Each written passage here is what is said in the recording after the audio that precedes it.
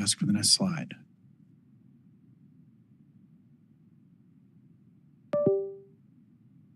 Well, I really don't need to wait for the presentation. We can catch up. But you may note that I'm not the only one presenting tonight, as Calvin stated.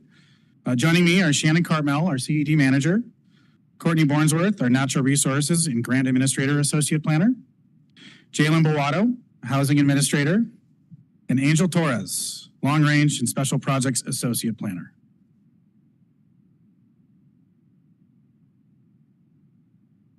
And we'll get to slide 3.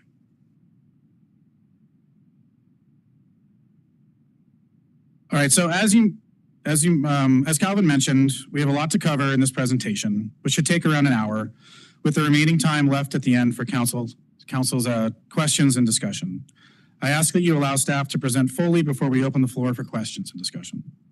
So tonight, we're going to talk about the comprehensive plan, review the background for this periodic update of the comprehensive plan, share the public engagement done so far, highlight major themes and updates, and walk through each of the 9 elements briefly. This process also includes updates beyond the plan itself. We are currently in a public comment period for an update to the environmental impact statement associated with the periodic update. The current EIS that has historically been adopted for these updates was first completed in 1995. So in order to adequately address impacts to the changes in this update, we plan to update that EIS fully.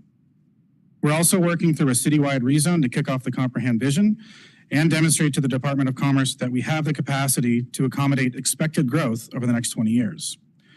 In addition, we're looking at an urban growth area swap with Clallam County, and we're updating the 2019 Housing Action Plan to align new housing programs with the comprehensive plan's new direction. Next slide.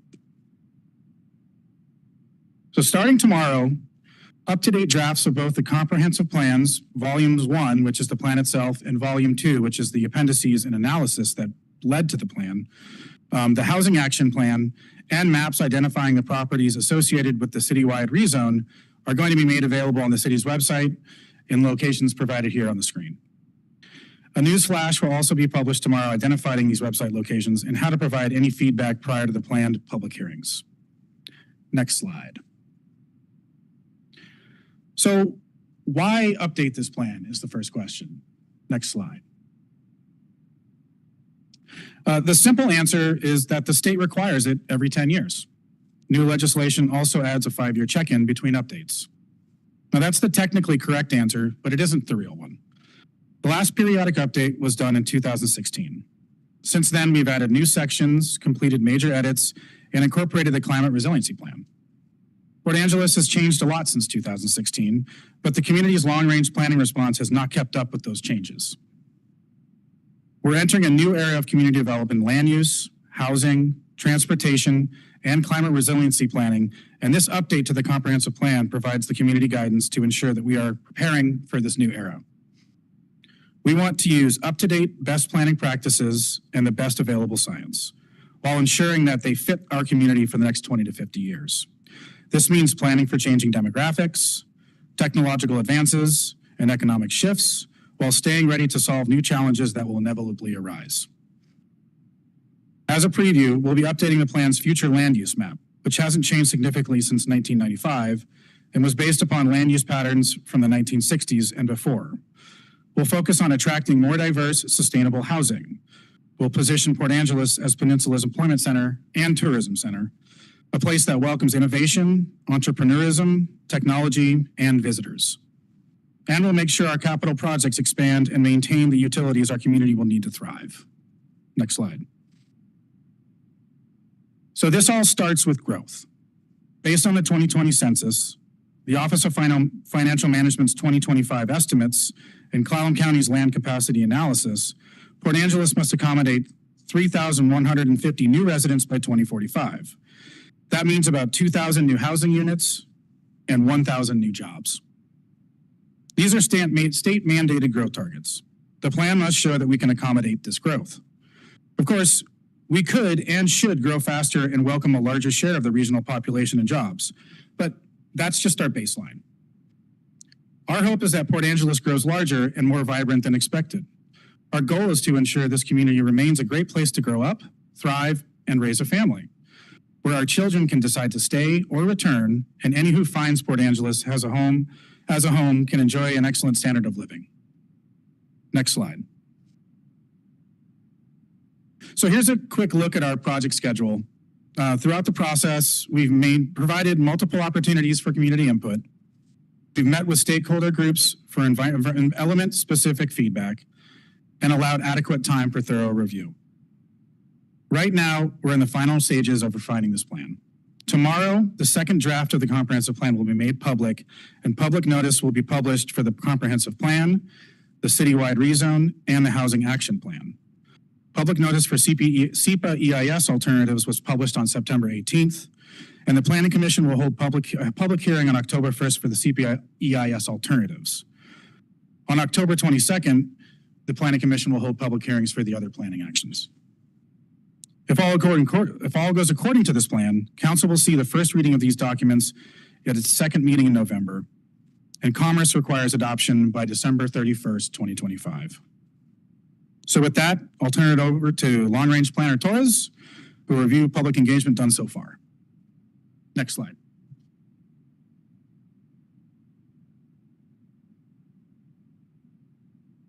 Thank you, Ben. Next slide, please. So we'll start with a quick status on who we've engaged. We convened a cross-sector stakeholder advisory committee with representatives from business, housing, healthcare, education, builders, arts and culture, environmental groups, the port, and federal partners like the Coast Guard. I won't read the wall of names to the stakeholders that comprise our committee. As you can see, it's extensive. The Stakeholder Advisor Committee has met 6 times to vet issues, react to drafts, and flag blind spots so the plan reflects real conditions on the ground. Next slide. We cast a wide net. A citywide visiting survey drew about 1,400 responses. We ran a 3-day storefront studio in September. We followed up with the targeted interviews across housing, economic development, and transportation. And we then tested the first draft with a 3-hour open house and online survey that brought in 730 plus responses and hundreds of written comments. Next slide.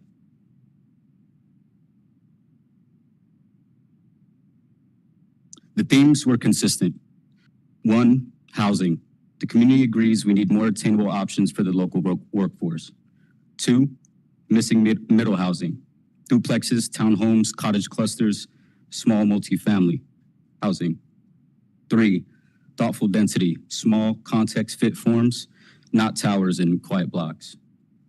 4, fix it first. Reuse vacant or underused sites and sync growth with infrastructure. And 5, quality of life, parks, trails, downtown vitality, and environmental care. I'll keep the housing high level here. Housing Administrator Baldo will cover the data and policy tools in detail during the housing element update. Next slide, please. We use both online and paper surveys. The top priorities largely match. For loves, the top 2 were the natural setting and mountain water access. For concerns, the top 2 were overall cost of living and lack of affordable housing. For our hopes, the top 2 were a growing economy with living wage jobs and a thriving downtown. There were slight variations between our online and physical survey responses. The paper surveys leaned more towards core services. Community safety showed up in the top 5 loves, while employment opportunity and infrastructure maintenance ranked higher as concerns. For the hopes, well-maintained infrastructure and adequate services was the top choice on paper, which was ranked lower in the online version. Next slide. Everyone agrees on the problem. Not enough attainable homes and rising costs. The split is on the path. On one side, build sooner, build more, allow duplex and fourplexes, townhomes, cottage clusters, ADUs, and small apartment buildings in the right places, with predictable permitting and fewer soft costs like mandatory parking. On the other hand, shape growth, protect neighborhoods, keep fit and scale controls, manage parking and traffic on local streets, protect trees and open space, reuse vacant sites first, pace growth with infrastructure, and strengthen code enforcement. Our current draft balances both. Focus growth where the services already exist, adopt objective design standards so compliant projects are approved administratively, remove minimum parking for housing with clear site standards, and streamline review with the Housing Development Guide. Zoning updates ensure we meet required unit targets, especially in lower income bands, without forcing out of scale projects into stable blocks. Next slide, please. Across inputs, there's strong comfort with small context fit solutions, accessory dwelling units, conversions of existing structures, and small scale infill like cottage clusters or tiny homes were appropriate. These consistently landed in the top tier of support. The takeaway and attainable options that fit the block and use sites we've already got.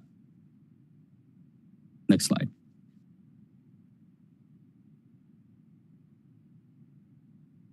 I'll briefly highlight how we've directly addressed the concerns you just saw.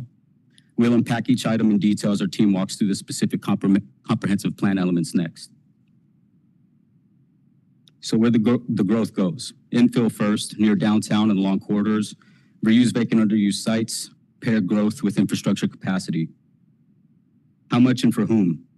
Zoned to accommodate about 1,970 homes by 2045 and close the low-income capacity gap identified in land capacity work, consistent with state income band targets. Lowering soft costs. Remove minimum parking for housing. Publish a housing development guide that spells out steps, submittals, and standards, and streamline review to cut avoidable cycles. For neighborhood fit, we adopt objective design standards so compliant projects are approved administratively and match block scale and form. Resilience and safety. We wire evacuation routing, hazard readiness, and climate smart sequencing into implementation. We'll cover the mechanics and policy text in the land use, housing, transportation, and capital facility sections. I'll now turn it back over to Planning Supervisor Roderick, who will further explain how these efforts have informed our most recent updates to our draft plan. All right, next slide. So, as a part of our storefront studio in September of 2024, community members participated in a workshop that produced the big ideas that we're using for this plan. Next slide. First, get housing built. If we can build it, people will come. The city must provide opportunities for private investment in housing of all types. Second, nurture economic opportunity. Port Angeles has many entrepreneurs and small businesses. The city should help expand those enterprises and focus on supporting high-wage job creators across all sectors. Third, invest in infrastructure strategically. That means upgrading streets, underground utilities, and parks in key locations to support desired development to maintain safe and diverse access to housing, commercial centers, jobs, and recreation. Fourth, expand transportation options. We must connect pedestrians and cyclists between neighborhoods and to downtown. Transportation equity and diversity is a major focus of this plan and critical for maintaining a high quality of life in our community. And finally, enhance urban ecology. We aren't just a national park community. Our city can function as a system of parks too. We should plant trees, restore healthy shorelines, and promote green building practices where appropriate to enhance Port Angeles' access to the outdoors. Next slide. So now we'll shift into a quick review of our 9 elements of the plan. We'll cover the purpose of each and any relevant background analysis that occurred, along with the general changes that have been proposed. It's important to note that we've also revised the city's vision statement and created a new element for hazard mitigation and climate resiliency. Next slide. So the vision statement provides the guiding framework for all of the plan's elements. It reflects the community's aspirations for Port Angeles' future. Based on feedback from the community, the Stakeholder Advisory Committee, and staff, the vision statement has been revised to be more tangible, more reflective of Port Angeles' values, and realistic in its expectations. It balances aspirations with respect for the city's history and culture. Next slide. So I'm just going to read the vision statement for you all. In 2045, Port Angeles is a thriving community that encompasses and entwines its natural landscapes, adopts sensible approaches to climate resiliency, and has reverence for tribal heritage while acknowledging its broader history, including forestry practices and maritime traditions. The city carefully balances progress and tradition, fostering a resilient economy, diverse housing options, and well-constructed and maintained infrastructure that serves local needs. Port Angeles remains rooted in its strong sense of community, ensuring public safety, enhancing quality of life, and promoting overall well-being while creating a welcoming environment for visitors. All right, next slide. So the first element, and possibly the most important, is land use. This element shapes how land will be developed or conserved and used for residential, commercial, industrial, recreational, civic, and open space purposes. All other elements are tied to the direction of the land use element. A key part of this element is the future land use map, which sets the long-term vision for every property in the city. Major changes include merging this element with the former growth management element, placing new focus on unincorporated urban growth areas, and reorganizing goals and policies around themes for clarity and use in strategic planning. Next slide. To update the future land use map, the city completed a land capacity analysis. This analysis identified vacant, partially used, and redevelopable parcels based on assessor data. Properties with high improvement value were excluded, while parcels in poor condition or built before 1969 were flagged for potential redevelopment. The analysis helps us see where Port Angeles has capacity for growth under current zoning and where strategic changes may be needed to plan for potential intensity in development. Next slide. So this map that I'm showing here has also been provided as an 11 by 17. It shows the result of the analysis that identified 526.9 acres of unconstrained vacant land, 934.5 acres of partially used land, and 161.1 acres of redevelopable land. These areas represent the foundation for accommodating new growth and where our resources for expanding capacity and the impacts should be focused. Next slide. So you'll note here that most of this capacity lies within the city's west and east unincorporated urban growth areas, or UGAs for short. This informed and supports why this comprehensive planning process has placed so much focus on better utilizing those unincorporated UGAs. Next slide. So in moving forward from that land capacity analysis, we're going to demonstrate the changes that have made to the future land use map. To start, I wanted to show you what is existing right now. So pictured here is the existing future land use map. It has 6 broad designations that guide zoning decisions. Commercial is in pink, industrial is hatched blue, low density residential is a yellow checkered pattern, medium density is solid orange, high density is orange with some sort of pattern, and open space is dotted green. The purpose of this map is to plan for a property's potential future use as it relates to the comprehensive plan goals and policies. There are at least 2 reasons to provide an update to this map. First, the designations here are vague blobs that often confuse staff and property owners who want to understand what their property's potential development capacity is or the highest use can be. Second, because the existing map is based on 50 years of comprehensive planning, it does not reflect the current needs of our community. Staff went through the analysis utilizing transportation corridors, planned bus routes, schools, parks, and utilities to design a new future land use map that could address land use needs of today and plan 20 years into the future. Next slide. So the new future land use map keeps 6 designations but redefines them. Mixed use is now in place of commercial.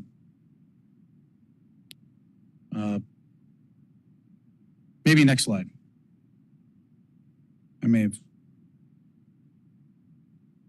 Mixed use is now in place of commercial. We refined the commercial designation to demonstrate that the housing belongs and can be compatible with commercial uses. Industrial is largely consistent with the previous future land use map. The residential designations have been consolidated into two designations: low to medium density residential and medium to high residential. You'll note that the current residential medium zone is located in both designations to help the flexibility in determining which intensity that property should be zoned in the future. So it's based on context. Parks and open space have been separated from public facilities to better align with the comprehensive plan goals and policies for those uses. All right, next slide. So the outcome of this process is this map, with updates that allow flexibility, especially between medium and high density areas, and emphasizing that housing can exist in nearly every part of the city. Mixed use is now in red, industrial is now magenta, low to medium density residential is orange, medium to high density residential is brown, parks and open space is green, and public facilities is blue. We've expanded medium to high density areas in the west, introduced mixed use designations to places like Rainier, the Miriam Mill site, and Park Street, and redefined several others across the city. And with that, I'm going to hand it over to Housing Administrator Boato to discuss the housing element. Next slide, please. Good evening. In this next slide, I will be providing a brief overview of the housing element. I'll be back later in the presentation to share more details about housing policies throughout the Housing Action Plan. As we look ahead, our housing strategy concentrates on meeting both current and future community needs. Our primary goal is to ensure that there's a sufficient and diverse housing supply. This involves increasing variety, availability, accessibility for residents of all income levels. We also acknowledge the importance of partnerships by closely working with Clallam County, the Peninsula Housing Authority, and other stakeholders.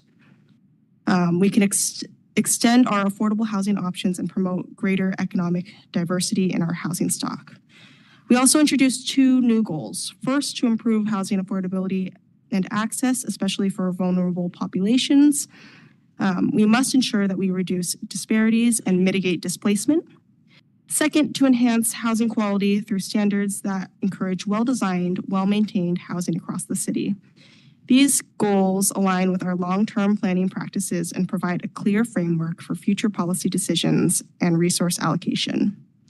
Next slide, and I'll pass it to the Long Range and Associate Planner, Angel Torres.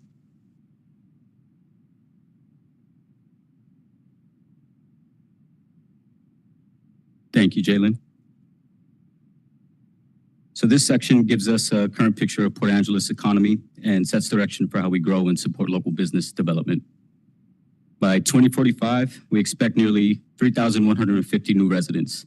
Job growth has been slower here than in Clallam County and the state. More than 22% of residents are now over the age of 65. Healthcare and social assistance is our largest economic sector with more than 3,000 jobs. Small businesses are central to the economy. Retail shops average about 5 employees, and there are nearly 150 small businesses operating citywide. Most residents work close to home. 63% commute less than 10 miles. About 10% work in larger metro areas such as Seattle, Tacoma, Olympia, and Bellevue, many in hybrid or remote roles. Port Angeles holds half of Clallam County's retail square footage, but very little has been built since 2000. Retail vacancy is about 5%, up from recent years. Most office space in the city was built before 1980. 1/3 of industrial and flexible space has been developed since 2000. Vacancy in the sector is low, indicating demand for additional sites. Our updates respond directly to these conditions. They strengthen support for small businesses, focus on modernizing industrial land, and expands workforce training and education partnerships so residents are prepared for higher wage jobs. Partnerships are also active. The Waterfront District with the Port Angeles Business Improvement Area are leading downtown revitalization and pursuing Washington Main Street designation. The Clallam County Economic Development Council is recruiting employers, supporting startups, and helping existing businesses expand. The Apex Accelerator is assisting local firms in competing for government contracts. And the Center for Inclusive Entrepreneurship works with micro to small businesses to ensure solid foundations for success. The city greatly values the partnerships we have with these organizations, and we hope to expand these efforts going forward. Recent second quarter data reinforces this momentum. Business formation and retention programs are drawing interest, industrial demand remains strong, and workforce training partnerships are expanding. Together, these create a broader platform for future collaboration. The economic development goals and policy updates have been drafted to respond to stakeholder input and highlights areas where Port Angeles can grow in a way that supports small businesses, welcomes new industries, and most importantly, builds a resilient economy with greater opportunities for partnership ahead. And with that, I will pass the mic over to Natural Resources and Grant Administrator Bornsworth for our next element review.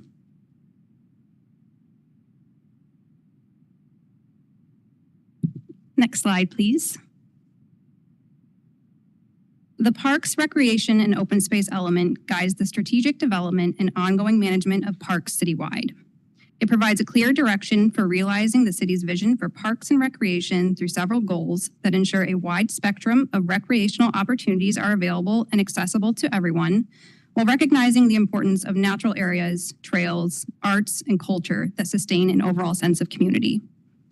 Major changes from the 2023 amended plan include an updated introduction and facilities inventory, a level of service and forecasted needs, which are focused on maintaining and upgrading existing infrastructure, while also recognizing the need for improving equitable access across neighborhoods. Key goals and policies focus on community benefits, enhancing quality of life for all community members, establishing and protecting a visual character of the community, promoting economic growth, improving multimodal transportation, and providing equitable access to parks and open spaces for all residents of the city. Next slide. The purpose of the conservation element is to protect Port Angeles' natural, cultural, and historical assets while guiding sustainable development that is responsive to climate change. Major changes from the 2023 amended plan include the addition of a conservation and sustainability priorities section that is based on feedback from community members. This reflects various environmental initiatives such as waste reduction, green infrastructure, water conservation, walkability, and increasing the city's resilience to climate stressors. There was some reorganization, removal, and consolidation of policies for clarity or redundancy, and urban tree management was emphasized with strengthened language on planting and preservation.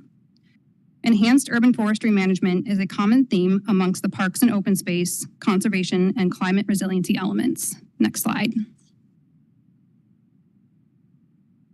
The hazard mitigation and climate resiliency element addresses the social, economic, and environmental sustainability of the city. It will also be used to guide the community to better prepare for natural hazards and climate impacts, such as prolonged drought, sea level rise, flood, landslide, earthquake, wildfires, and wildfire smoke, among others. The 2023 amended comprehensive plan included climate resiliency throughout. The plan was amended after the adoption of the Climate Resiliency Action Plan and Implementation Plan to include goals and policies that would enhance the city's resiliency in the face of climate stressors. This new element takes those already incorporated goals and policies along with new ones to address the most pressing climate stressors for our community. It also incorporates mitigation measures from the 2025 Clallam County Multi-Jurisdictional Hazard Mitigation Plan, also known as the MJHMP, to ensure continuity with those measures that have already been developed. Next slide. Because this is a new element, I wanted to take a minute to focus on some of the key goals that were developed. These goals focus on protection and restoration of sustainable ecosystems and resources, the protection and enhancement of our urban forests and forest health, promoting local and regional sustainable agriculture to increase food security, providing equitable access to opportunities that allow community members to learn about climate impacts and how they can take action to enhance the overall community's resilience.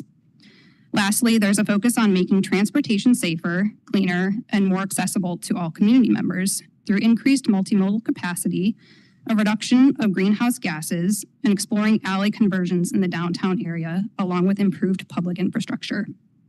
From here, I'll hand it back over to Planning Supervisor Broderick.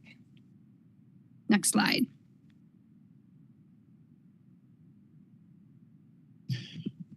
All right.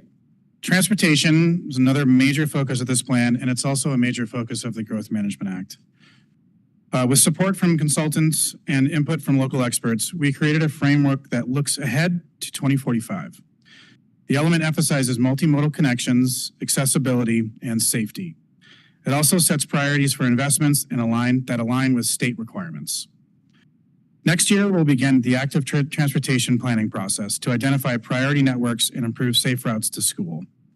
Updates to this element thus far include a new appendix inventory, updated levels of service, and a reorganization of goals and policies that more aligns with the themes of different goals.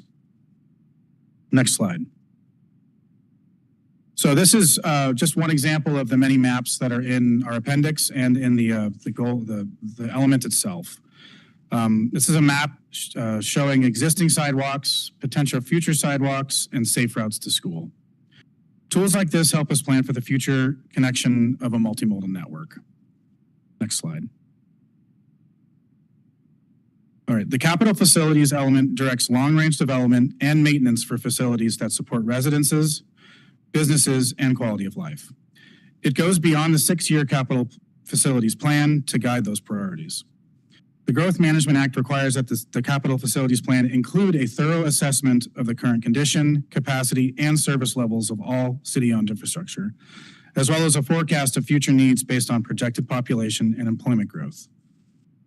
A cornerstone of the Growth Management Act, concurrency requires that adequate public services and facilities are in place or funded to support new development at the time of occupancy, without diminishing existing levels of service, necessitating a close link between land use planning and capital facilities planning.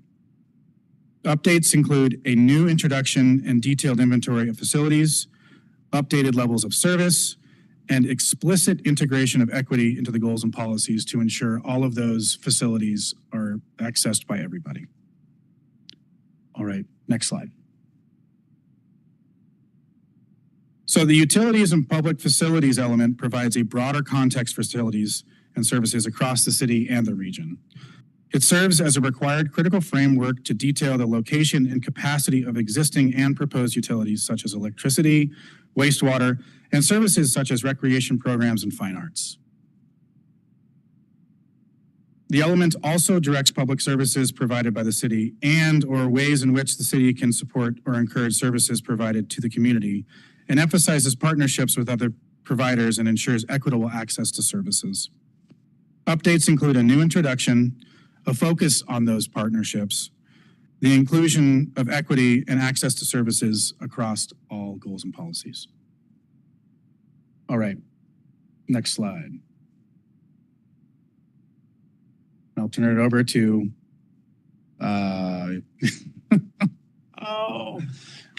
to our natural resources planner, Bornsworth.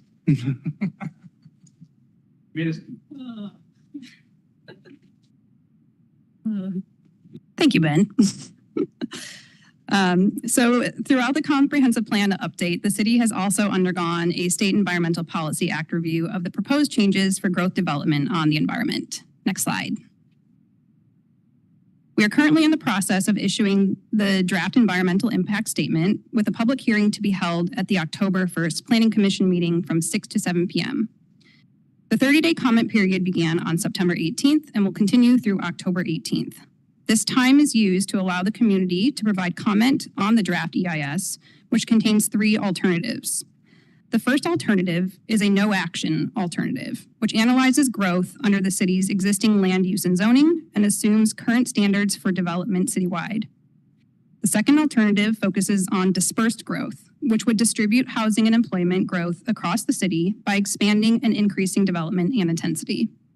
The third alternative being proposed is centralized or focused growth, which would focus housing and employment growth in the downtown area. Once the public comment period is over, the city will move forward with responding to any public comment received and select a preferred alternative from the 3 listed here. Within 60 days of the end of the comment period, a final EIS will be issued that will incorporate any changes to the preferred alternative to be adopted in the final comprehensive plan. From here, I'll hand it back over to Planning Supervisor Broderick. go to next slide.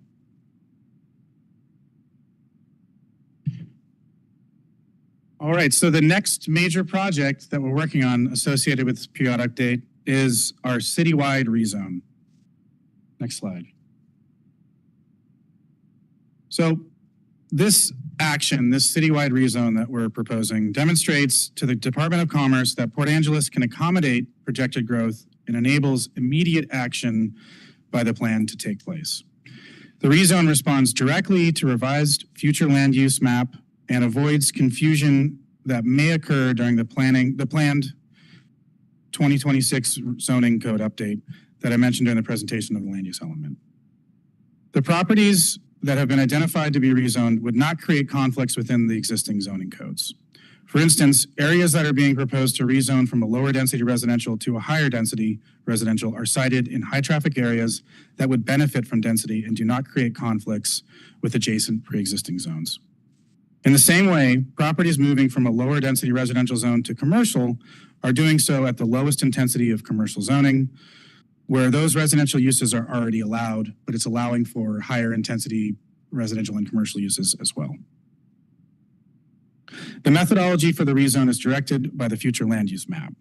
It will provide immediate results without major use related or utility conflicts and direct future infrastructural upgrades to those locations to support more intense, predictable development. Once the zoning code update is completed, the majority of the city's residential and commercially zoned properties will be rezoned to meet newly reduced revised zoning designations. The proposed rezone will ensure a more streamlined process for future action. Nearly 1,000 properties are being considered for this rezone, mostly increasing residential density or shifting to commercial designations that'll also allow housing.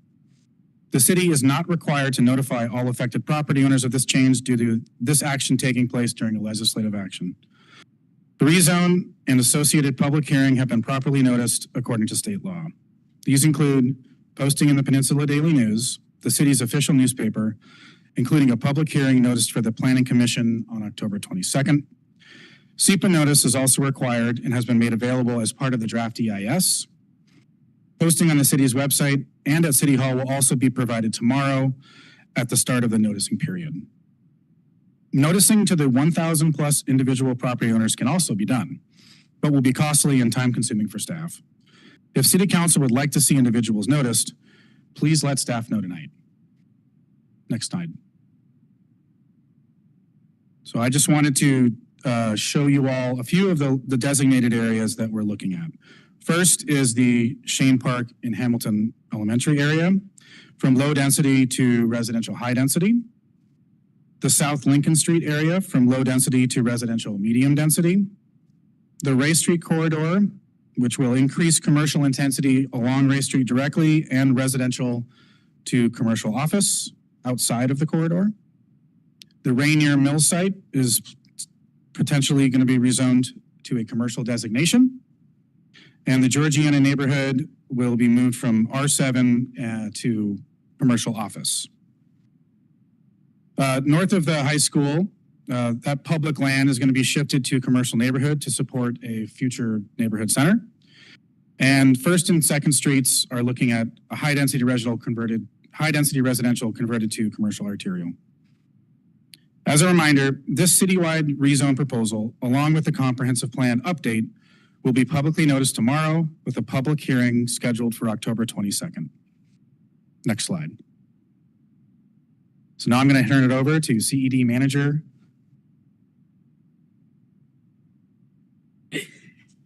CD Manager Cartmel to finish Beth.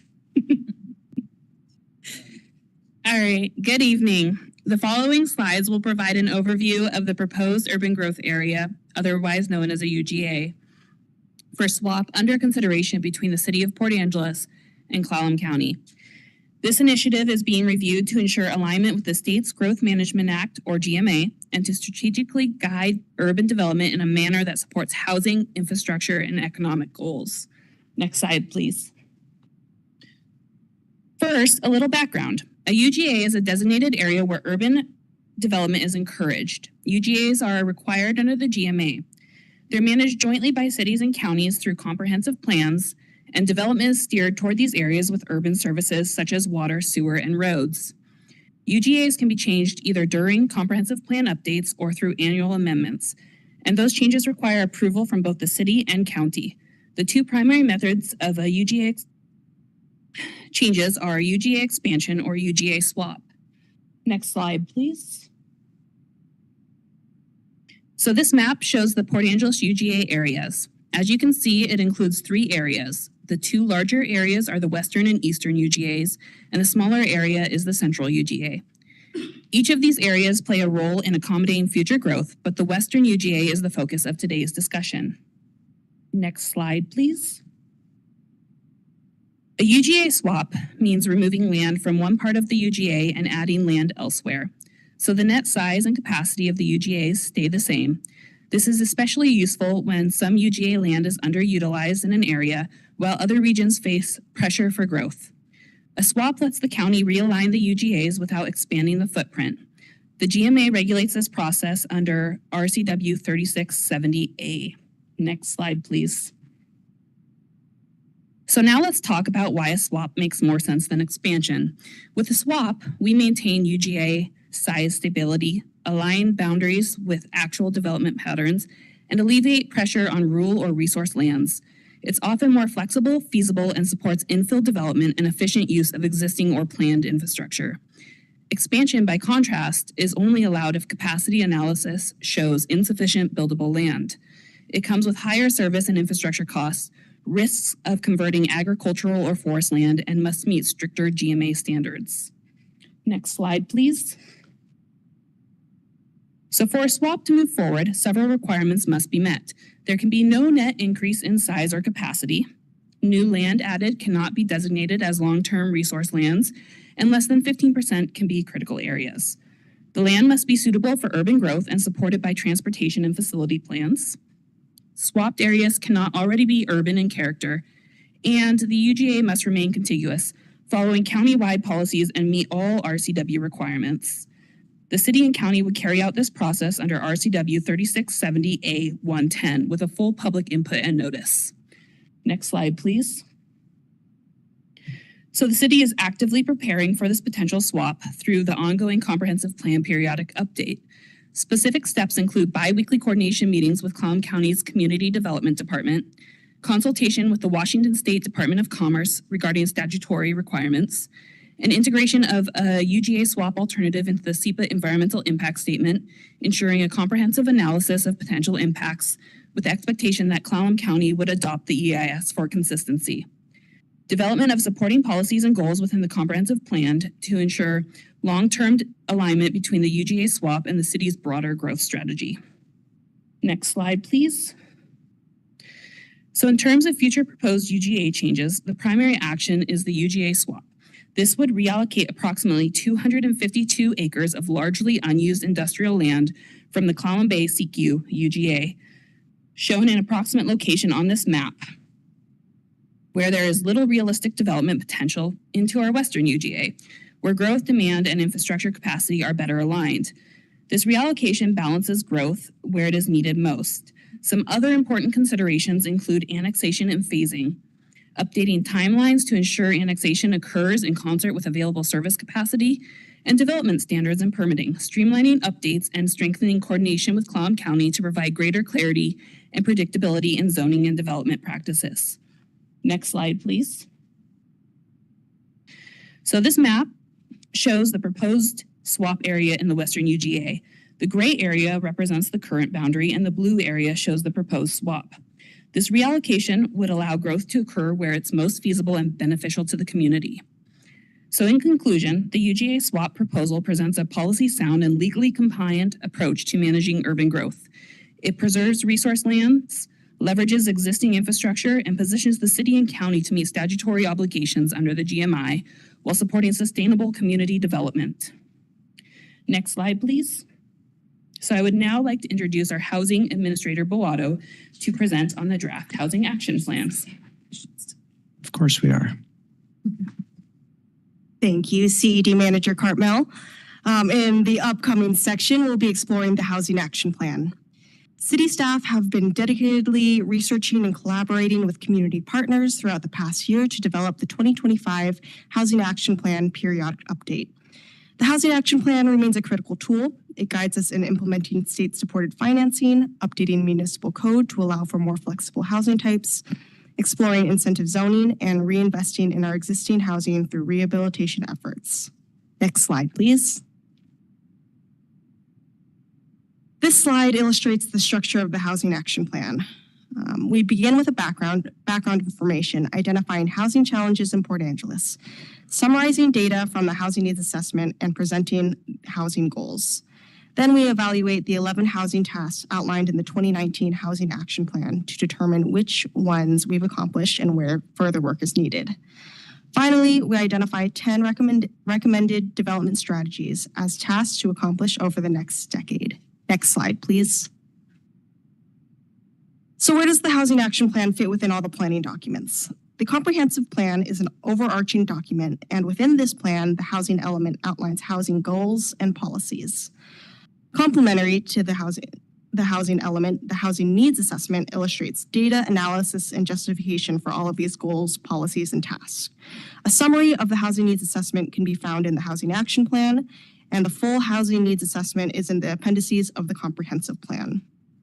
Finally, the Housing Action Plan outlines implementation steps and proposes programs and strategies to achieve the goals and policies outlined in the housing element. Notably, the city received a Housing Action Plan implementation grant in 2019, which gave funding towards a fee study and the Permit Ready Plan program.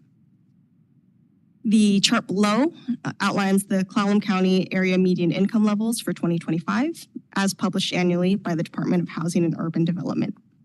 Next slide, please. The next 4 slides show an overview of the housing needs assessment, starting with the community profile. Nearly half of all households in the city are classified as low income, and that number rises to 68% among renters. This indicates that there's a significant portion of our community that is particularly vulnerable to housing cost increases. In fact, about 38% of households are cost burdened, meaning they spend more than 30% of their income on housing or utilities.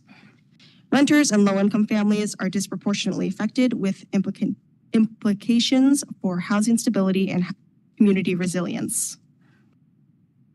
This data spans from 2016 to 2020, and the number of households facing cost burden in Port Angeles has increased since then. Next slide, please. When examining the workforce profile of Port Angeles, the city maintains a balanced employment to housing ratio of 0.9, which is relative to 0.1 being equal, indicating that local job availability is generally in line with housing supply. Looking ahead, the education and healthcare sectors is projected to grow steadily at a rate of 1.3 in our region. And at the same time, leisure and hospitality sectors is expected to be the fastest growing, both of which traditionally rely on lower wage workers who are most affected by housing affordability issues. This data underscores the importance of aligning housing policy with economic trends to support sustainable and an inclusive future. Next slide, please. As of 2022, Port Angeles had just under 10,000 housing units, with nearly 75% comprising of single unit buildings. Only 9.4% of our housing stock falls into the middle housing category, such as duplexes or triplexes, and about 15% are multifamily apartments. This limited mix affects both affordability and housing options for different household types. The average rent in the city is about $1,118 a month, with the average home price climbing to $452,000. Next slide, please.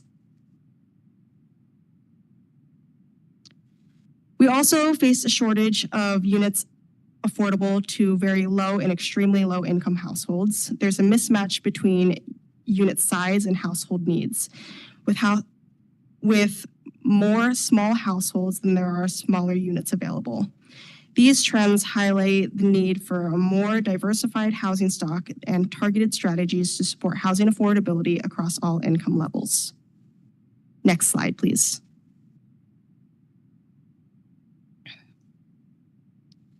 The following 4 slides give an overview of the tasks outlined in the 2019 Housing Action Plan, showing what we've already completed, what we're working on, and how we're supporting our community partners at each step.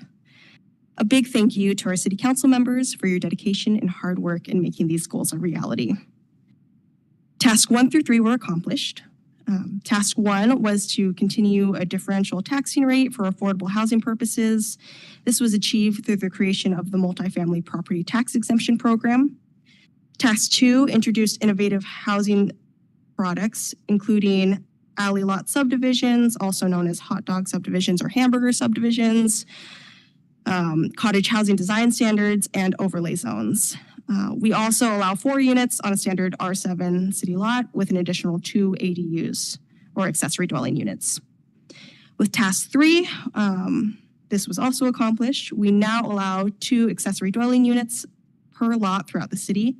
We have a permit-ready plan program, which includes 4 small builds that can be used as ADUs, and we also waive fees for ADU projects. Next slide, please. Task 4, which involves implementing incentive zoning through non-cash density offsets, was accomplished by offering height bonuses in commercial zones and by providing parking reduction tools. Task 5, which involved implementing incentive zoning for cash offsets, was also accomplished. Port Angeles is one of the only cities in Washington state that does not impose impact fees and offers a comprehensive fee waiver program. Task 6 is still in progress. The City Council approved the purchase of the 935 West 10th Street property a few months ago. This will be accomplished through the housing pipeline pilot, which I will touch on in a few slides. Next slide, please. Task 7, to initiate a catalytic mixed-use project for affordable units, will also be accomplished through the housing pipeline pilot project. Task 8 was accomplished. We have established an affordable housing fund. The city collects 0.1% of sales taxes that goes towards acquiring, rehabilitating, and constructing affordable housing. For task 9, the city is supporting local financial institutions that refinance overextended households. Next slide, please. For task 6, the city's weatherization program can help with some repairs. However, we rely heavily on and financially support community programs such as Habitat for Humanity of Clallam County to assist with renovating and repairing homes. And finally, city staff have accomplished task 11 through the 2025 periodic update. Next slide, please. All right, the following slides outline 10 proposed tasks to work on over the next decade. The first 5 proposed tasks involve new programs, while the last 5 are existing programs that we aim to expand or promote more effectively. The first proposed task is a housing pipeline pilot project. A few months ago, the City Council approved the purchase of the 935 West 10th Street site located at the intersection of 10th and C Streets. The City of Port Angeles will undertake the pre-development and design work to transform the site into a mixed-use multifamily apartment building, featuring both first-floor retail space and a mix of affordable housing. The housing pipeline project is a demonstration project designed to encourage density and create a commercially oriented corridor along C Street. The design of the plan set will be replicable to an extent, where developers can reuse this apartment design on other lots within the city. Currently, city staff are working on a draft request for qualifications for design professionals and are drafting a contract with the Washington State Department of Commerce to secure housing trust funds as allocated through the state capital appropriations. Next slide, please. Task 2 proposes to create a training program for multifamily builders in collaboration with the North Peninsula Builders Association and Peninsula College. Together, these organizations will host a series of workshops specifically designed for prospective contractors and vendors in the multifamily housing sector. Next slide, please. Proposed Task 3 looks at the adoption of co-living housing. The Washington State Legislature mandated co-living housing through RCW 3670A 535. Co-living housing refers to residential refers to a residential development featuring independently rented and lockable units that provide living and sleeping space with shared kitchen facilities available to residents within the building.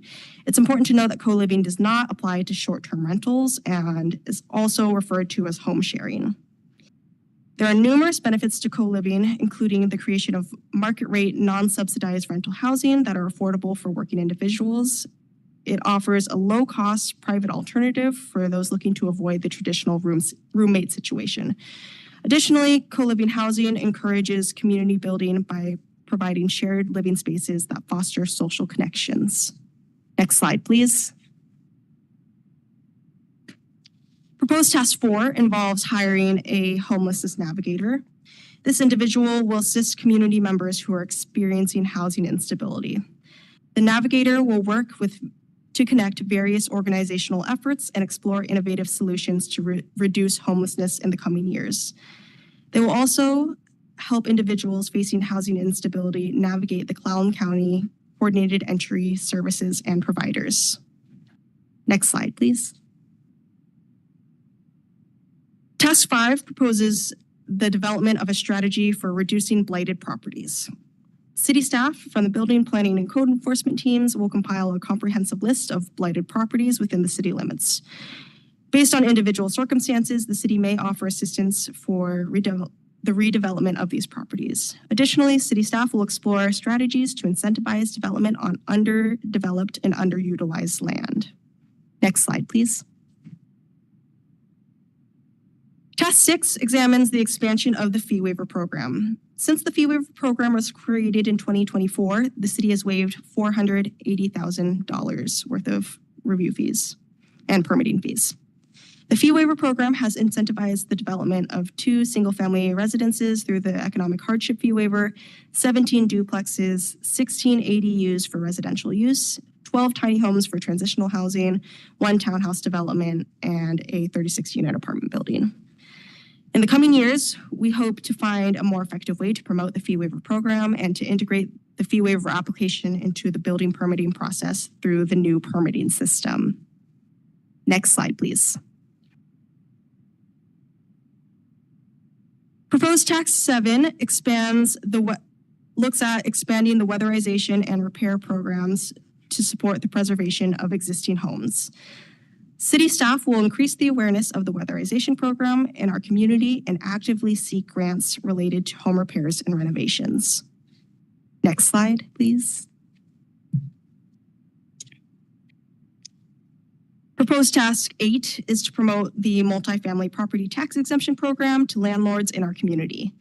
House Bill 1494, which passed this legislative session, gives guidance to jurisdictions to help improve the multifamily property tax exemption program. The bill also extends the 20-year MFTE track to all developers. Currently, the city offers an 8 and 12-year exemption. The new 20-year option will help reduce administrative burden for the program. Next slide, please. Proposed Task 9 looks at more targeted promotion and outreach with the city's housing grants.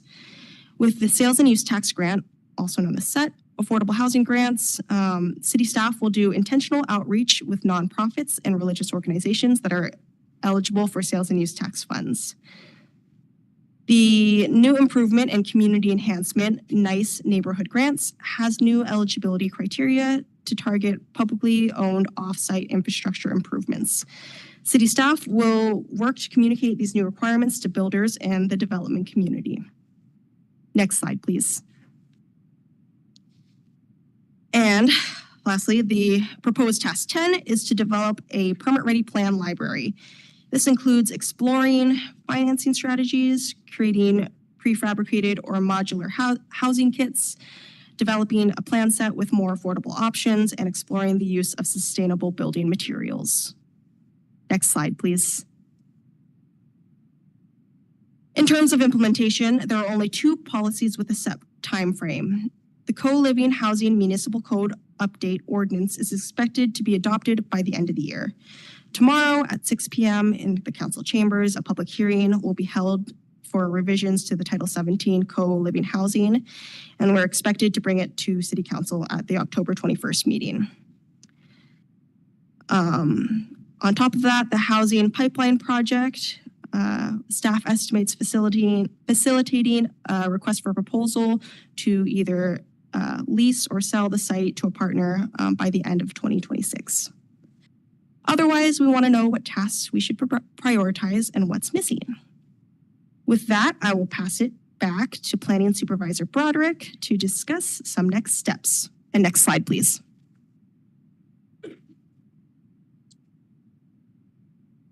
All right, next steps and next slide, please. So today, September 23rd, marks our City Council work session. We've been waiting for this for a long time. I'm really happy that we're here. Tomorrow, on September 24th, public notice will be published for the comprehensive plan, the housing action plan, and the citywide rezone. And new versions of the comprehensive plan and housing action plan will be made available on the city's website. Also on September 24th, the Planning Commission will meet to discuss the planning engagement or the public engagement of the comprehensive plan and the housing action plan. That's the engagement to date. On October 1st, the Planning Commission will host a public hearing for the draft environmental impact statement alternatives. And on October 10th, the Planning Commission public hearing staff reports will be published and made available to the community.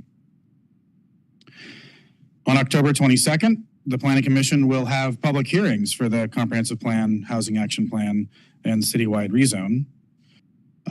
November 12th has been reserved for potential continued Planning Commission public hearings, should they want to have more discussion. November 18th is our target for City Council's first reading of all of these action items. And December 2nd is an alternative for City Council's first readings as well. But December 16th is the scheduled end date and City Council adoption of the City Council or the comprehensive plan, the housing action plan, and the citywide rezone. Next slide, please. So although major changes are being proposed through all of these different actions that we're going through right now, the purpose of this process wasn't to burn down what we had and build something back from the ashes. This planning process has been focused on what we know and respecting what we already have. We are simply enabling the proper preparation of our community to adjust to what we know is predictably ahead and take advantage of our strengths. I also want you to know that staff understands that public engagement is never over. It's ongoing. This comprehensive plan continues to be a living document subject to change as change arises. We are planning boldly to ensure Port Angeles remains resilient and enabling us to respond to pressures presented by outside forces. The foundation of this plan is the acknowledgement that we are not alone. We are a community that time and time again demonstrates that we care and we support each other. Port Angeles is a city of volunteers. Volunteerism is simply a part of this community's foundation.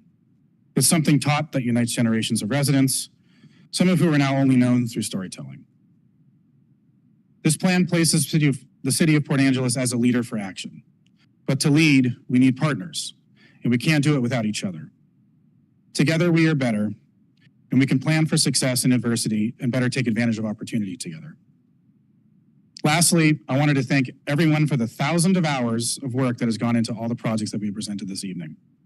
This includes our Stakeholder Advisory Committee, who acted as the first stop in our engagement process, internal staff who took the time out of their regular duties to review these documents and make sure they are accurate and reflect reasonable goals and policies for our community, the community at large, who contributed thousands of comments and shared their stories with us, the Planning Commission, who sat in 18 months of meetings, read hundreds of pages of exhilarating material, and provided essential and meaningful feedback, and to you, the City Council, for your leadership in this effort. With that, thank you all for listening, and I'll turn it back over to you, Mayor Dexter. All right, thank you. I could use a really quick break, but I also know that we don't have a lot of time and people have questions, I'm sure. So if we want to, I'm getting a nod for a break. No, just for a break. Okay, so I'm going to jump out really quickly. Lindsay already had a question, so I'll just let him start asking his questions and I'll hurry back if it's time to move on. Navarre, if you can do that, thank you. Apologies for coming in late. Thank you for the presentation. I know there's a lot of work that's gone into it, and just there's going to need to be a lot more work before December 16th. I think since 2018, 2019, this council has provided very clear direction that we want to move to form-based code. The proposed future land use map is very Euclidean, very use-based. Why are we still seeing use-based code presented to us? I think that the endeavor that we're trying to do here with the future land use map is to slowly convert to a form-based code. The idea behind the map that we've presented is that we're moving closer to, like, we're limiting the number of zones. So we're looking at potentially 2 residential zones instead of the number that we have now. And we're looking at potentially 3 commercial zones, including 1 for the downtown specifically, 1 for a mixed-use residential-based commercial zone, and a mixed-use commercial zone. So I think that's moving the barometer in a better direction for form-based code as we see it right now. I appreciate that very diplomatic answer, Ben. It's still a use-based code when we said we want a form-based code. And those two things are like oil and water. So we're continuing to have a Frankenstein code with some elements of form-based when it comes to building facades and honestly crap like that, but ultimately a use-based land use map. I think we could do better. And, I think the challenge for us when we get to this point, despite the direct, we pass motions saying do this, and then our staff don't do that. And then we get to a point in this planning process after thousands of hours. And what are we supposed to do other than pass by motion council direction that says we want form-based code? At one point we had the words new urbanism in a plan, and Nathan and then Mayor Brooks said we were going to take that out because of course new urbanism is incorporated into what we do. So I have to say it. So what more can we do as a council to give direction to our staff to move to something different than what we've been doing? This is 1920s crap. When we're talking, this looks like Sim City. This is not what we've been given direction for.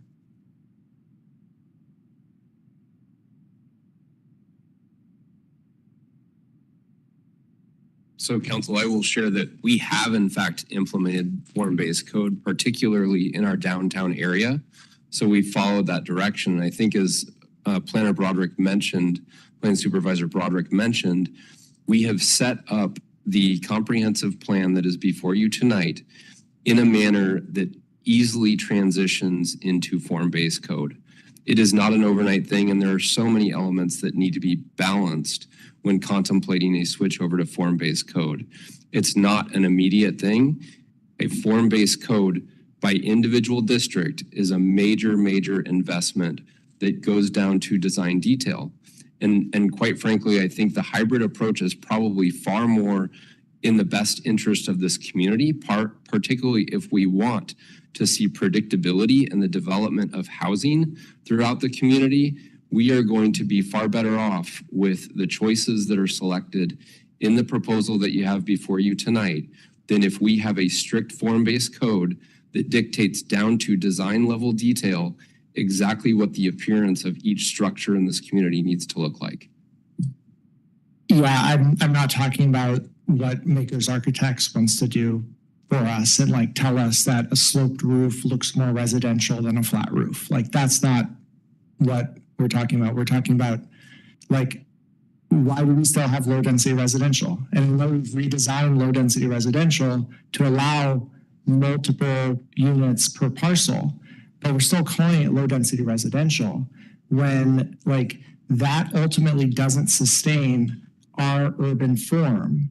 And the utilities that we have to pay for, we cannot do that on that density model. So we just had a presentation at our last meeting by our streets department, who really should take their proposal to the planning commission, but that's another story.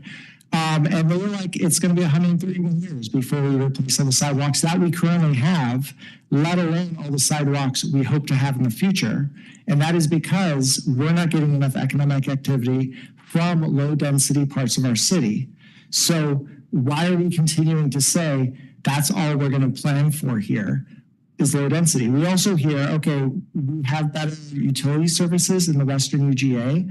Like, that's news to me. And so we want to expand the Western UGA where we're seeing like really bad urban development patterns. That doesn't make any sense to me. I want to hear more justification for it, because ultimately, like, we need a denser, walkable city if it's going to be sustainable and support the utilities that we say we want to have. So I realize I'm like saying too much too late in this process, but honestly, we've been saying this for years. So when Nathan's response is, oh, it takes time to transition, no, Dexter, when did we say move to form-based code? 2018, 2019? Like, that was back 6 years ago when we did the last periodic update. And I know we didn't resource that periodic update, so it was literally just, crossing T's and dotting I's. This one we put money into, and we said, we want to overhaul the comprehensive plan. And we're still getting Euclidean zoning. So, like, at what timeline are we talking? Like, do we as the council, maybe this is advice for the council, because obviously I'm here for 3 more months. I'm glad we're going to do this in December. Like, when we pass a motion, we better put a timeline, because otherwise, apparently 6 years is not enough of a timeline for us to say move in this direction. 2 cycles of the comprehensive plan periodic update is not enough time for us to move in this direction. I know we have talented staff, right? And I'm not trying to badger you all. You've done so much good work on this, and I know your ideas are like more than this. So use your talents, like use your skills. Give us the city we know we need, because that's what we're asking for as the council, and please don't hold back. Thank you. Thank you, Lindsay. Other folks? Navarra. Yeah, I think to follow up on that, I think this map, the proposed future land use, first, I mean, these maps, incredible. I really appreciate the large printouts. And they were even better on the like full scale at, well, I went to the senior center, but at the senior center. So I think those are really helpful. But to Lindsay's point too, I'm not sure that many of you were here at the time when those conversations were happening here at City Council, but we had long conversations about the importance of form-based code, and particularly the racist history behind the kinds of codes that we have now. And I think that history is important. And I mean, Lindsay has talked about this at length.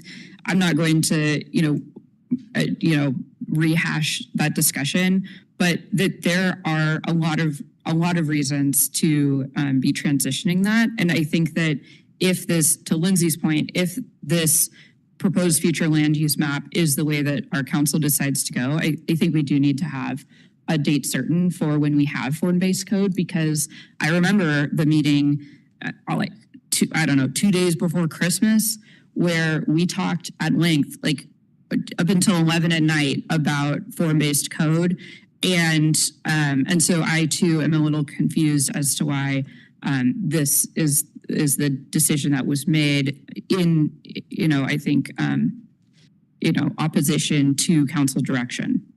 That being said, the questions I have about this map is, one of the things that we had been talking about through having form-based code is, again, with, mixed use and industrial, I'm like I'm very concerned about industrial all along the waterfront, which I think the intention is likely that the port is there and the mill. But I think when we're thinking about our downtown and walkability, having those areas, our biggest asset is our shoreline, and having those be zoned industrial, I think, is a huge problem. So other than that, what I'm really concerned about is that in many neighborhoods, including mine, there is no grocery stores. And until very recently, there was no corner stores. And looking at this, we continue to have these bedroom communities, up kind of by the high school, or like way up by, Albers and up there, and then way out west, where there's no mixed use available. And I'm thinking about, people who run their businesses out of their homes, people who, would like to walk to a corner store to buy, eggs or what have you, right? And when I lived sort of out by Swains, it was really convenient to have the gas station right across the street, because when you I need milk at, 10 o'clock at night, you can go buy milk and you don't have to drive to Safeway. And, until very recently, that was the way it was in my neighborhood.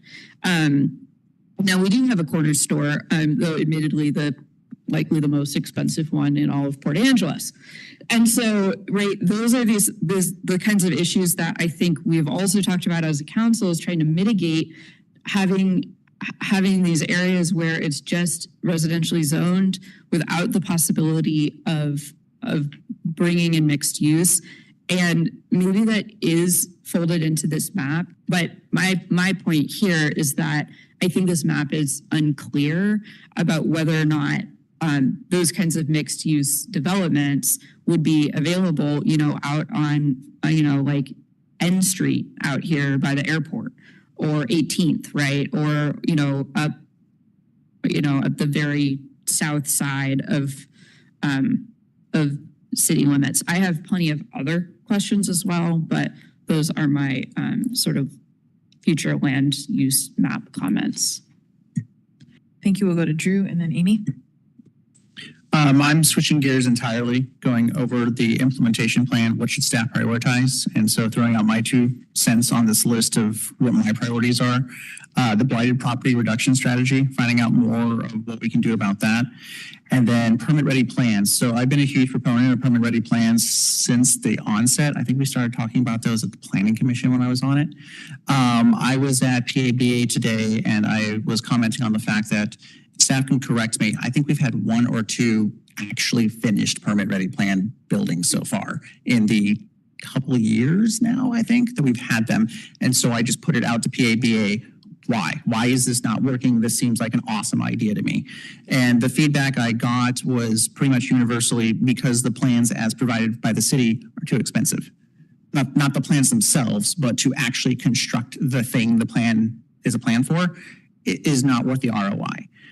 And so while I don't want to say affordability makes it sound like, well, we need cheap, inexpensive ones, but I don't even know how to go about this, if it's the city partnering with a local design firm, but making it so whatever our permit ready plans are comparable in cost per square footage as what anyone else would maybe design. And I think we might have more success with the permit ready plans if we're able to get the actual construction costs down for that, because I'm still really holding out on permit ready plans being a very useful source for people to be able to build housing. That's pretty much my only comments. The advantages of being on the stakeholder subcommittee advisory board is the fact that most of all my comments have filtered in through here throughout this process as it is. Thank you, Drew. We'll go to Amy. Thank you. First of all, thank you so very much. That was a really planful, thoughtful, and informative presentation. And I don't even mean that snarkily. I really learned a lot. I also wanted to welcome Angel to the team. Welcome. You guys have been here. So I have some feedback, and I'm just going to go like slide by slide for some notes. And I guess just for the new team, I also am somewhat new up here. I didn't vote for form-based code. I don't think I know what it is yet. So I'll learn about that. Didn't see notes on that in the public comment yet, but I have on, please forgive me, on slide 18, I just had 2 comments on that. First, I think the presenter said something to the effect of, if you build it, they will come. And I would just really prefer that term not to be used at all because it's used in my world quite a bit. If we build services, then people who need services will come. So just wanted to throw that out there. Also, under the urban ecology enhancement there, it doesn't really mean much, but I also just want to say out loud that sometimes it may also mean to remove trees that are impeding health and safety in our parks. As we go along, on slide 43, you asked about what the council felt about noticing the property owners.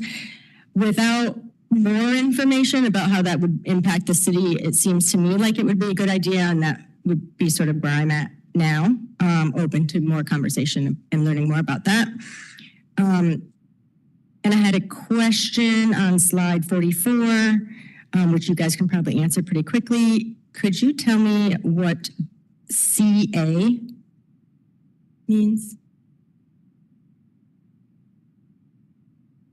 Sorry, I didn't mean to make you jump too. That's fine. CA is commercial arterial. It's a commercial zone that's along most of our larger arterial streets, 101, Lincoln.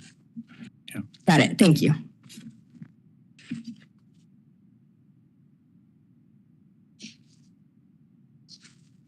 I really did appreciate all this information, and I'm sorry I'm going through. Task 3, the co-living housing, I really appreciate that this is part of our plan. It made me think of like Oxford Housing and that program that I'm going to call Silver Nest, but it's not called that. And we had that Nesterly, thank you. And so I do think there's some built-in community partnerships that could be established there, and I'll help if I can in any way.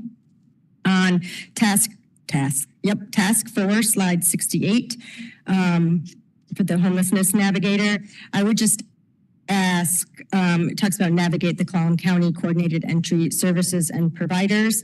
I imagine this is part of the plan, but we will want to coordinate with our COC, our coordinated entry provider now, to really see what they need, so we're not duplicating their services and we're enhancing what they have. Also, totally able to help you with that if needed. And then you asked for prioritization, and this was a tough one, so I only went to 4. And I started with the housing grants. I think it's a great idea to do some outreach and education for folks and let them know that that's a thing we can do and have. Blighted property reduction strategy is number 2 for me. Permit ready plans is I did it wrong. Permit ready plans is number 4. And citywide homelessness navigators, number 3 for me. Thank you. Latricia? If I could, I just wanted to make sure that everybody knew what form-based code was so that we had some context. So form-based code is code that's more interested in what a building looks like than what's inside the building. So it's more concerned about how that building is interacting with the public sphere, the right-of-way, the height, bulk standards, the human scale, and those sorts of things. So it is comprised of mostly design standards, whereas traditional, what council member Swarm Warren considered the Euclidean zone is more concerned with what the use is and its setbacks and how it interacts in that way. So if that's helpful. I appreciate that. Thank you. Yeah. Thank you, Ben. Go ahead, Latricia. Thanks for the presentation. Thanks for the reminder, Lindsay, as we've gone through this about form-based code.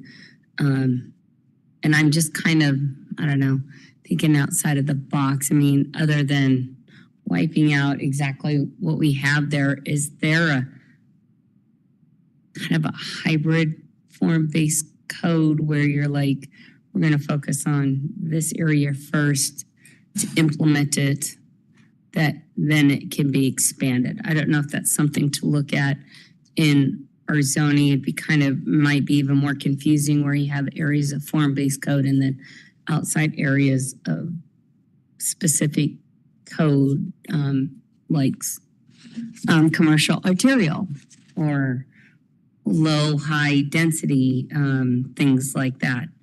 I'm concerned, one, about the waterfront. I know that we focus on industrial in our community. And does marine industrial, is that the same level as like heavy duty, like semi-tanker industrial versus the smaller marine industrial? Are those two different types of industrial? You don't have to answer it now. Wait till I'm done. So I was curious about that, but I'm really concerned even about the Rainier where it's identified as mixed use. I'm concerned because one, I really want to hold Rainier accountable to clean up the site. And I'm concerned that if we have it as mixed use, then there's pushback from DOE. Oh, well, you don't have it as commercial or as residential, so we don't have to clean it up to that standard. But if somebody comes in and wants to use it as residential, we could come back and clean it up. But then who would be held accountable for that? So I'm concerned it being identified in this plan as mixed use. I'm kind of wondering if that might be a starting point of form-based. I don't know. I'm just throwing things out there for that because I don't want to give Department of Ecology or Rainier any leeway or excuse for not cleaning up the Rainier Mill site, because that site we are losing as a city of Port Angeles. We are losing valuable acreage, one for the public use, and we can't use it now. We can't even think about working with ELWA on how to protect the cultural resources, but yet how can we do development and protect at the same time? We can't even do that. We can't even have access to that. So I think that that needs to be looked at. I was looking out west, and it came to my mind was that there is no like little corner store on the west end where people wanted to get out of there's no identified really area except for that little red blob that's mixed use there by the airport out at that end for people to walk to a corner grocery store for retail, little small retail mom and pop shops to pop up down there. I think that should be considered in that area, especially you do have some parks, public parks and open space out there. And you also have the Olympic Discovery Trail, which a lot of people utilize. But there is a lot of low, medium density residential areas. And I am concerned that we are expanding our UGAs when, we're still struggling with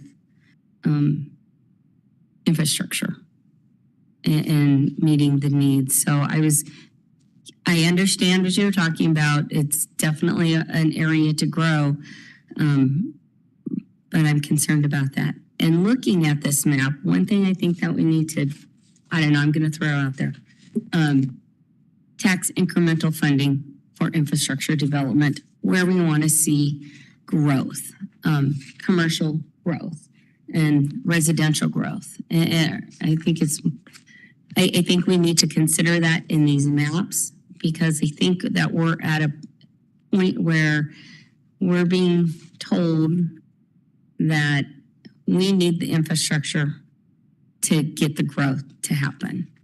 And we can't just kind of slowly move along and implement infrastructure like we are now. For example, the EOC Center. We put in the strategic plan, let's have it constructed or planned, funded, and constructed within 2 years. I remember that they were like, oh, is that possible? I pushed for it, we did it, but we should, because we are having the EOC. And then it also helps because we're going to have growth out there. But we are only doing it because we are forced the fast track was because we were having the EOC. At least that's my take on it. So I really think that we need to implement TIF in this plan. I'm also concerned when we talk about economic development, workforce profile, we are dependent on the port and Clown County EDA for growing retail and industry. Ours is we develop policy And and we talk about our workforce profile. We talk about affordability you have in these maps and stuff. And I'm not seeing that that's popping out at me. That that's just not popping out at me. I'm not seeing that we're getting our citizens and getting incomes to rise to the level by encouraging outside industry or retail or sectors to move into this area. Maybe I'm just not doing a deep enough dive. I'm concerned about that in this plan. So I have that. On your EIS, Courtney, maybe you can help me understand. I know we're doing the EIS. The EIS is for our proposal, but I was just like, well, what's dispersed growth or central growth? What happens if it comes back that those are the alternatives? For the draft EIS, I was just kind of like, you have your alternatives, you have your proposal, and then you have your alternatives. I don't know. My mind was just racing with all different types of questions. And I'm like, well, what happens if it comes back as that? So those are the things that off the top of my head, I'm concerned about our economic development and encouraging the type of development that will raise those incomes in our community. The other big thing, boy, I don't know why I didn't say this first, why I didn't lead off on it. KPIs. I like KPIs on here. We talk about growth targets in here. Those are easy KPIs that we can incorporate and have in these. I don't know if you need a KPI for each sector, like utilities, public service, or environment. If you need a KPI for each of those, because a lot of us we just want, give us something that, what is the target? What is in this 20-year plan, what do you hope to accomplish? We hope to accomplish a population to have over 23,110 people. Don't bury it in the details. Pop it out so we could see it. So the person who is an easy reader, who doesn't like to get into the details, they can go to the KPIs. I think that's something that we need to integrate into this. So that's all I have for now. Thank you for letting me rant and go on. I might have more later. All right, I'm going to go to John, and then I have a few questions, and then we can go back around as time allows. Go ahead, John. Thank you. So thank you for the presentation. I really enjoyed it. I learned a lot. Since this is my second meeting, I have comments about things I noticed, and just from a different perspective, I guess, since I haven't really been too involved in the process other than submitting community comments before. So the first thing that I was thinking about was about the traffic implementation, transportation. And as a teacher, I know we're building lots of schools, and I'm wondering how that school buildings and construction is being integrated, or maybe working with the district to make sure that our vision for traffic and flow around those areas is realized. That's important to me. And housing around that. People build these 3 new schools, and the school district has a plan or whatever. People want to live in the school, so how are we going to rezone those areas so that we can have that density and housing there that we will need? I know for me, living close to where my kids go to school is important, and that would be something that, as I'm a new doctor or a person considering moving to our great city, that would be important to me, to see affordable housing by a school that my kid will go to within walking distance, all that stuff. So I think about how are we partnering with or realizing those visions in those spaces would be important. And the questions I'd like to have answered. Secondly, the other thing that came up to my mind as I was listening was the rent. You guys mentioned how much the rent was, average monthly, over $1,100 a month. And I know as a father with young virgin people coming out of my house and their friends, they can't afford to live anywhere. They have to live with their parents.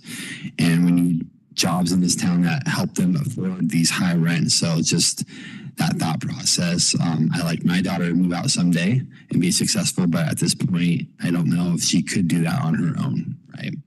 So that's another thought that came to my mind.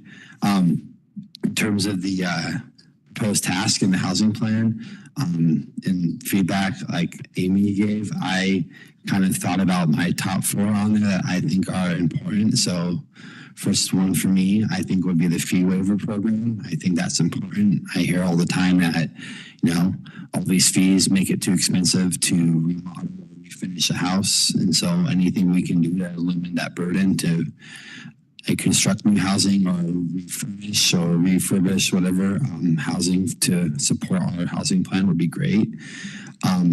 The blighted properties reduction strategy would be my second one. I hear all the time just driving through downtown, people I've talked to, my own father, just that as he drives through, he doesn't even live in Port Angeles, he lives out on Blue Mountain, but that's one thing he notices about downtown is these properties that are blighted, and doesn't make it to someone his age, he's 65, like not attractive. So that's something that I think would be important as we continue to look at blighted and vacant properties. The third one is the homeless navigator. I think that's really important. Getting these services out, again, talking with other organizations that are doing this work so we're not doubling down, we're efficient with the usage of it, and how can we support those or bolster the ability to get those people who have housing insecurity to be more proactive in preventing it would be important. And then the permanent ready plans. Again, affordability, like Drew said, I think is important. I mean, sometimes those are really expensive and it kind of keeps people from using them, but I believe that those are going to be instrumental to increasing affordability in housing, as well as that density issue we need to tackle. I think that's important. So those are my thoughts at the moment. I'm sure I'll have lots of questions, so I will be willing to reach out to those who can help me answer them. But so I just want to give my 2 cents on what I could manage you presenting. So thank you. Thank you, John. Okay, I have a couple of comments and questions. When we're talking about transportation, I think that this already came up, and I don't know that the timeline's going to align properly, but to the extent possible, at this late hour, if it isn't already incorporated, Clallam Transit is working on some pretty significant route changes, and I'm hoping that we're capturing that when we talk about transportation. On slide 18, big ideas for the plan, expand transportation options. I think we have heard from public comment a couple times. I think this would be a place to, not to get super weedy, but under the expand transportation options, connect pedestrians and cyclists between neighborhoods and downtown. I think the zigzag comes to my mind. So I'm just saying that out loud as an important, like, when we used to live at the top of the zigzag, it was the way to easily get our bikes downtown. If we wanted our bikes downtown but didn't want to ride downtown, I don't want to like down the stairs. So, I'll find another way I'll find some other sound effects. I didn't have a pen for a little while, so I put my notes on my phone. So then, again, this might be a little bit micro, but I'm a little concerned about the original housing needs assessments growth projections for the healthcare industry, given our current situation. Obviously, it was a different timeline then. And then I guess this is sort of somewhat a personal question, but just from a policy perspective too, I'm curious, and I can follow up after another time. I don't need the answer right now, but I am curious why the full block mixed use proposal between Erickson and Civic and Lauritsen on Race. Happen to live in that red zone, and so I just want to think a little bit more about what that would mean. I don't want to say like, oh, you can't do that because my house is there. But it does feel a little weird to me to have that potential for like a corner lot. I mean, there's existing structures there, so I don't know that I'm concerned. They're all functional right now. Someone finally bought the house that I keep talking about being vacant on the corner. So it's not going to get torn down in turned into a business. It's in the yellow anyway. So anyway, I just was curious about, because it looks different than a lot of other areas where we have corridors of mixed use. So just a curiosity question. And then in terms of the prioritization, one of the things I'm curious about, and I may misunderstand this, but with the closure of the mill, will we continue to have a weatherization program? Because wasn't that funded because we had an industrial power user? And so let's assume that we do. I think there was some discussion on that slide, without going back to it, about actively search for grants related to home repairs and renovations. I think one of my frustrations with the weatherization program, which I think is not our policy, but BPA policy, is the threshold to qualify is so low that you can't afford to do any of the things that it pays for. So I was someone who qualified for the weatherization program, and I think the amount was higher than for new windows, which I could definitely use and would probably save me some money on my electric bill. I did get a heat pump for the back of the house, but it doesn't, I still have to use baseboard in the front. But it was $7,000, even with the subsidy, to replace the windows. That wasn't all the windows. That was just some key, like I couldn't replace, they wouldn't even talk about, I have a couple of really big windows. So this was just like the kitchen window and the laundry room window and the bathroom windows. And if you have little enough money to qualify, you probably don't have $7,000 sitting around to pay for it. So I think the idea of marrying those things so that someone might qualify for weatherization, but we help resource other funding that doesn't push them, doesn't then disqualify them from the program, but allows them to actually take advantage of that, would be, I think, a priority, even though there are other bigger things on this list, because I think to me it also ties in a little bit to maintaining the housing stock that we have. Because if you have failing windows, then are they leaking? Are they causing damage to your home?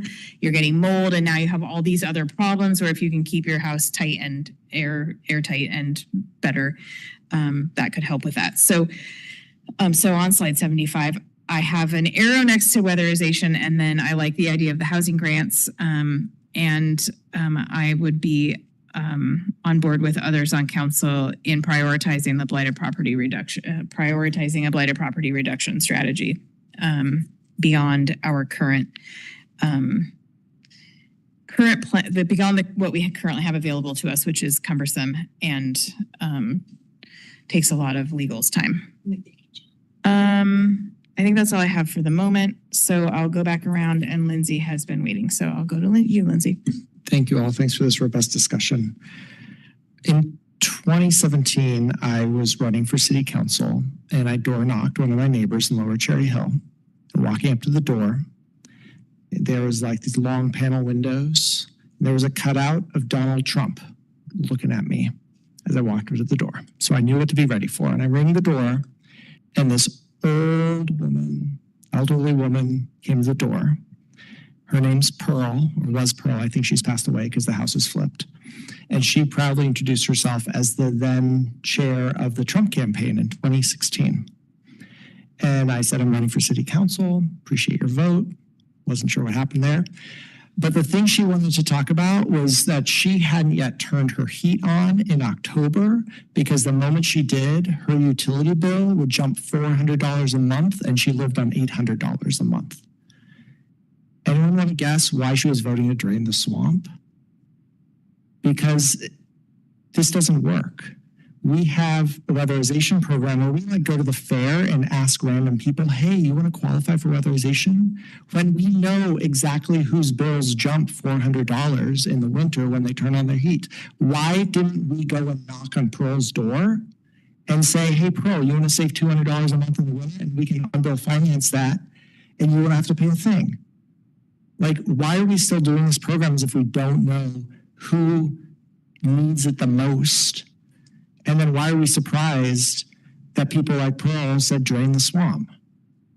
Like, so let's develop these programs the way we know. I mean, Joey's a smart person. He knows how to do that program well, but just like give him a kick in the pants, Scott, and like tell him, go talk to the pros of the world, the people who have the biggest difference between their December bill or their January bill and their July or August bill. And those are the people who we should proactively reach out to.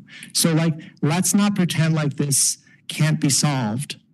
If we can't do it better, like, I mean, I've been saying this for like 8 years now, like, let's just give that little weatherization money to OLECAP and let it be like an additional part of their capital stack for their weatherization program. Like, let's just be efficient about it. But there's better ways to do that than the way we're doing it now.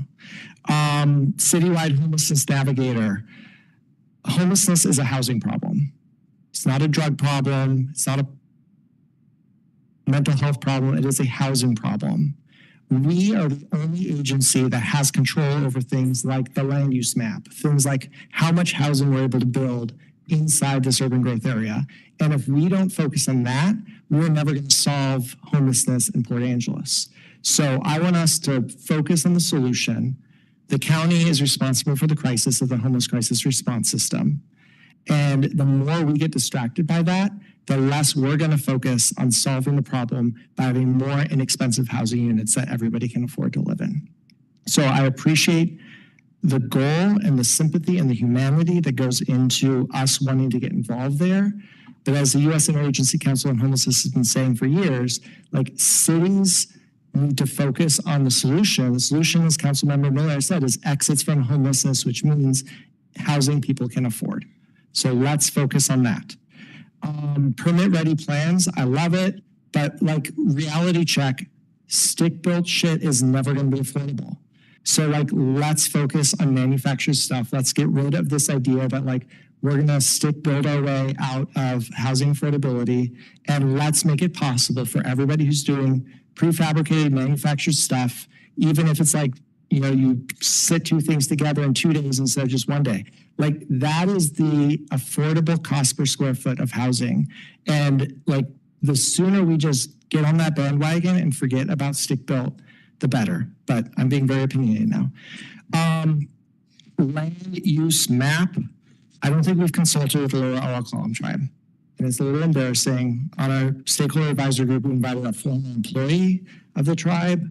The council didn't know that we were doing this, didn't approve that designation. We can do better. It should be self-evident to all of us in the room that the Chwitson site should not be zoned industrial. That should have been a no-brainer. But it's zoned industrial here, and it's a big enough parcel that it should be different on this map. I appreciate the lagoon being there, but like, let's actually have a really serious stakeholder investment. I mean, Nathan's sitting down with tribal council, looking over all this stuff together, because that's what should have been happening, I think, through this whole process.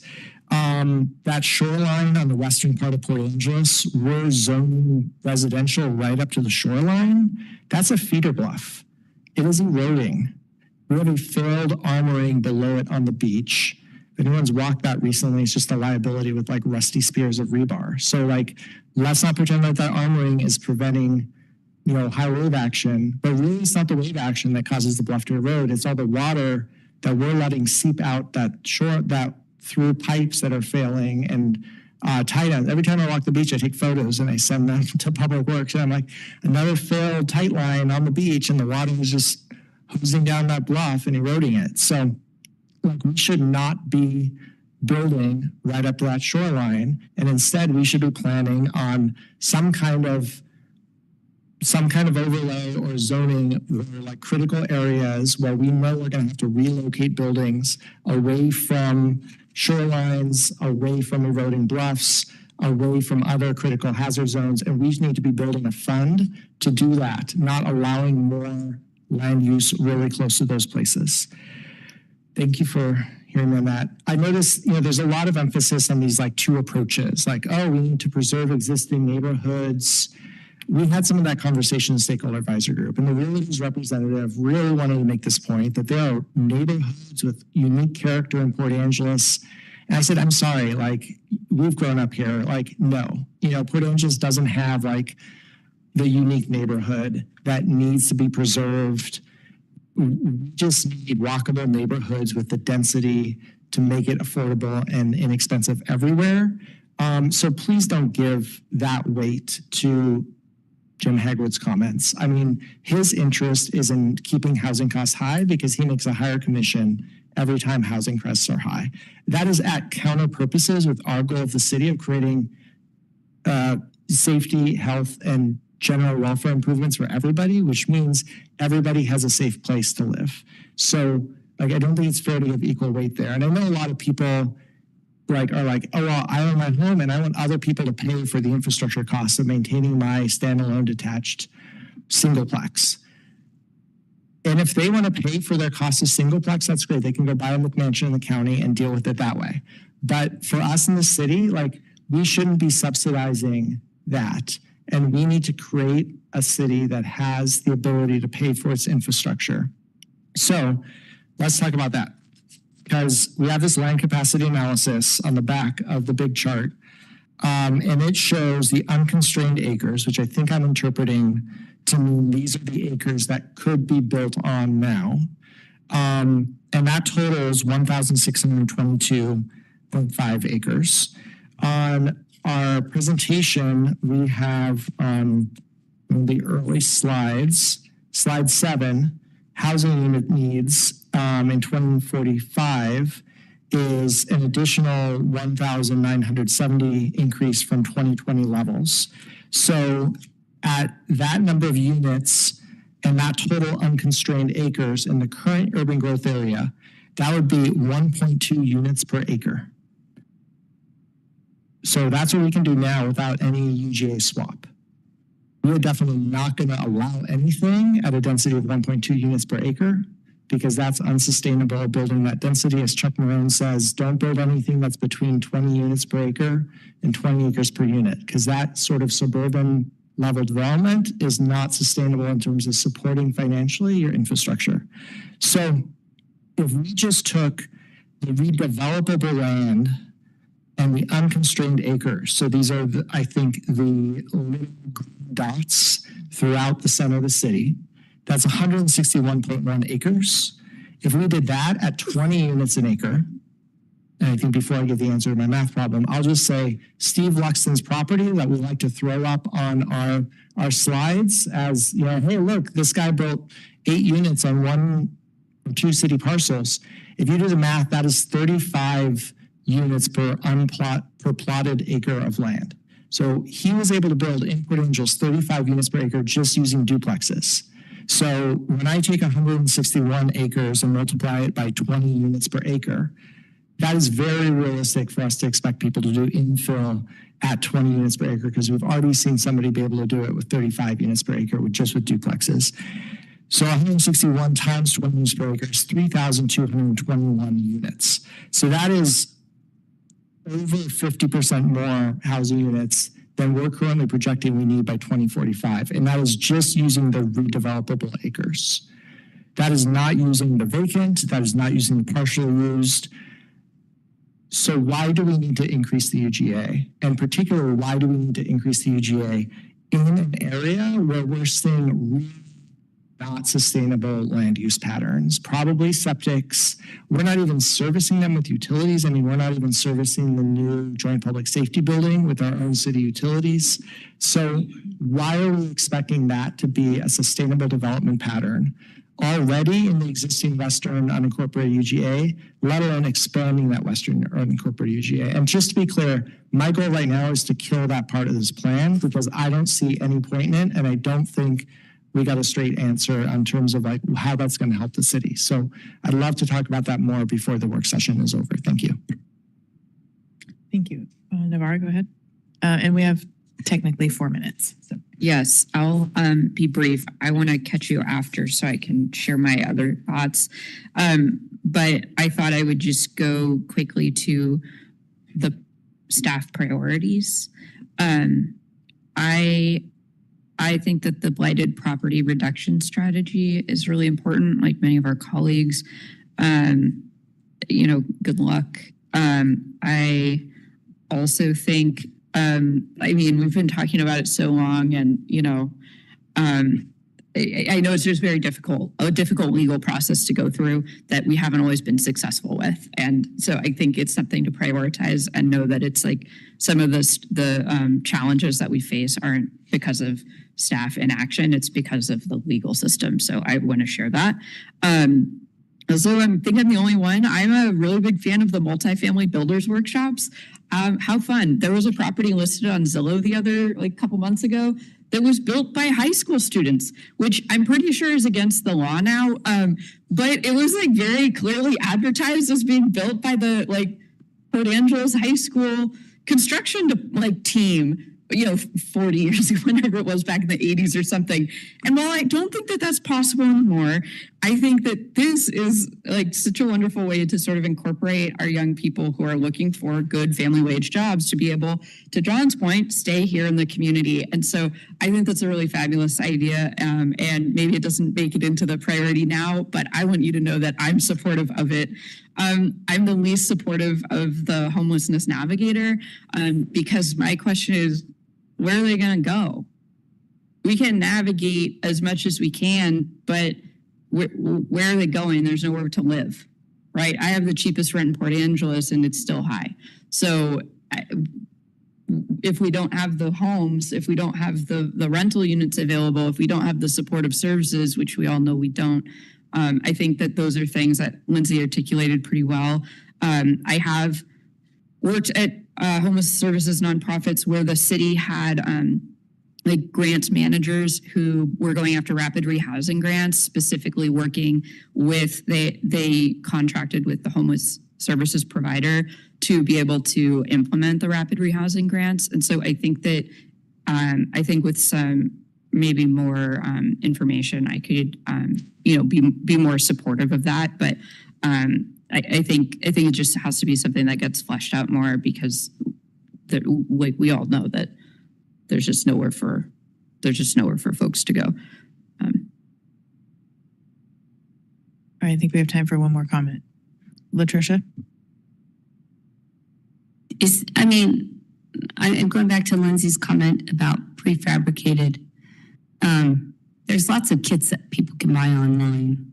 I'm just wondering if our plan incorporates those. Amazon has a ton of prefabricated kits that are ready to go. And so I don't know what the costs are, but I also agree with you, Dexter, about weatherization. I think one of the things that we don't consider also about weatherization, having a home painted is also weatherization.